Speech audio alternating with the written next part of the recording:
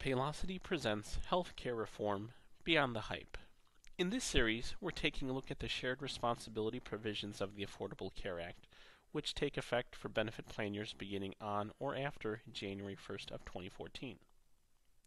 If you recall, under shared responsibilities, large employers must offer an affordable health plan providing minimum value to 95% of all full-time employees or face a penalty.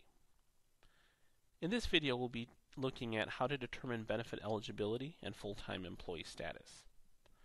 Now, employees can generally fall into one of three categories for this purpose.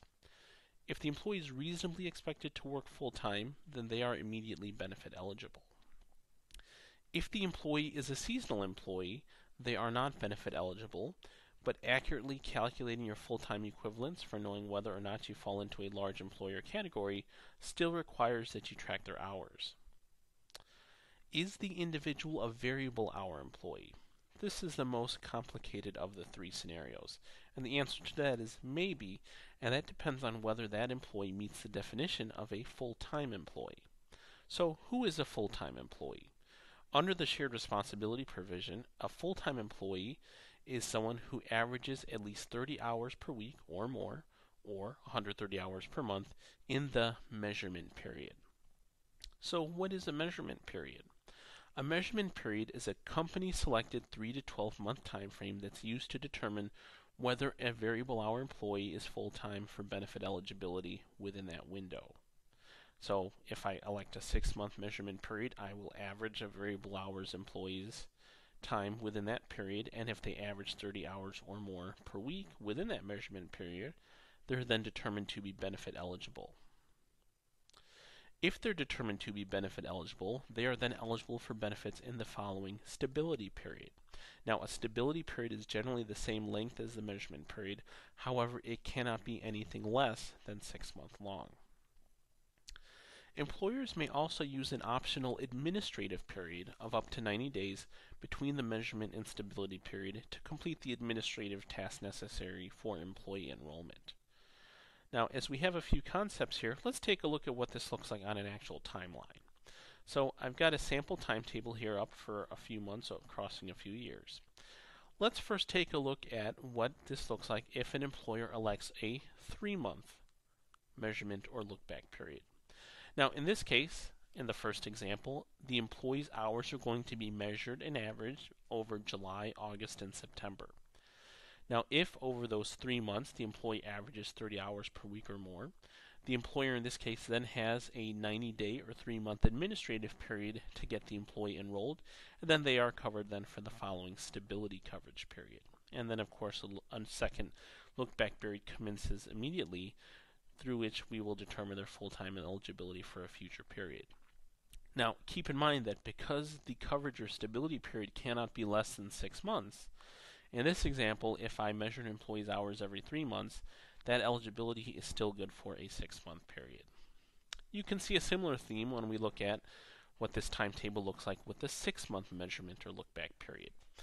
In this case, if I measure the employee's hours from, let's say, April through September, and if in that averaging time over those 6 months they average 30 hours per week or more, I then have a 90-day administrative period to get them enrolled, and their coverage is then in effect for 6 months.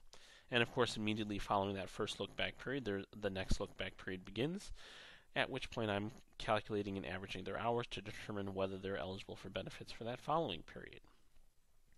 Most employers, however, will likely elect a 12-month look-back period.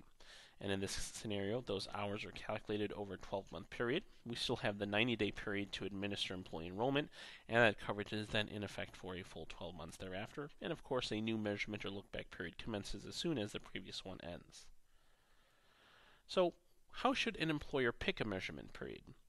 Well, a company may actually have multiple measurement and stability periods depending on the classes of employees that they have.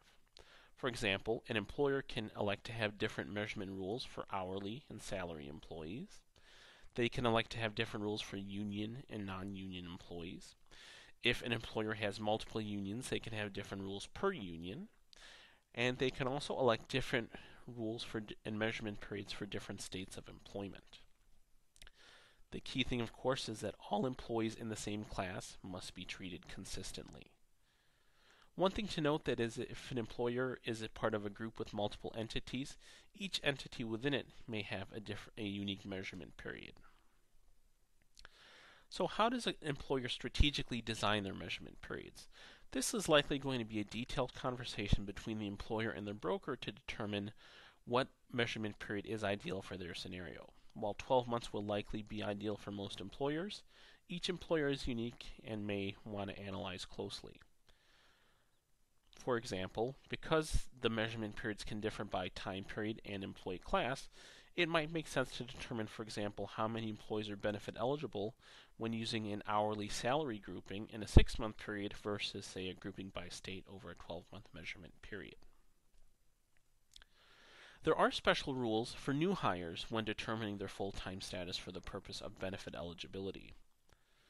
For newly hired variable hour employees, the initial measurement period combined with the administrative period, and recall that's the up to 90-day window that employers have to get employees enrolled, that combined period cannot extend beyond, quote, the last day of the first calendar month beginning on or after the 1-year anniversary of the employee's start date. So that's a mouthful there, so let's take a look at this in an illustration. This is Denise F., and let's assume that she was hired on March 15th. So let's go ahead and put that on a timetable. Now, her being hired in March means that her anniversary, of course, is in the following March. Now, with the rule that the administrative and measurement period can't extend beyond the month after their anniversary means that the end of the measurement and administrative period combined needs to end by the end of April, and hence her coverage needs to begin by May. Now, if you recall, an employer can choose to use an administrative period up to 90 days. But what this means for new hires is that if I use an 11 or 12-month measurement period, I can't use the full 90-day administrative period because I need their coverage to be in effect after that 13th month. There are special scenarios around variable hour employees who terminate and are then rehired. Under proposed regulations, if an employee has no creditable hours of service for 26 weeks, they can be treated as a new employee for purposes of determining their full-time status. There's also a proposed rule of parity whereby a rehire can be treated as a new employee if 2 conditions are met. Those conditions being the employee has no creditable hours of service for at least 4 weeks and the length of time without creditable hours is greater than the length of time of employment. So if we illustrate this here, let's say we have a variable hour employee who works for 3 weeks and then they terminate and is then rehired by that same employer 10 weeks after terminating employment. Now, that employee can be treated as a new hire for purposes of determining full-time status for benefit eligibility.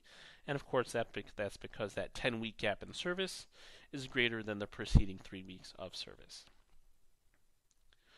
When measuring full-time employees for benefit eligibility, particularly variable hour employees, there are a number of anti-abuse provisions and clarifications that are important to note.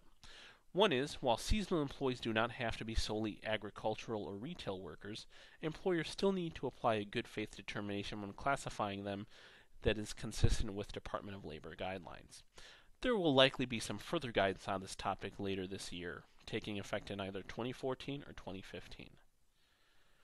Some employers have considered structures whereby an employer would use a single or multiple staffing agencies to split an employee's hours of service between multiple quote-unquote employers to prevent a worker from being classified as a full-time employee.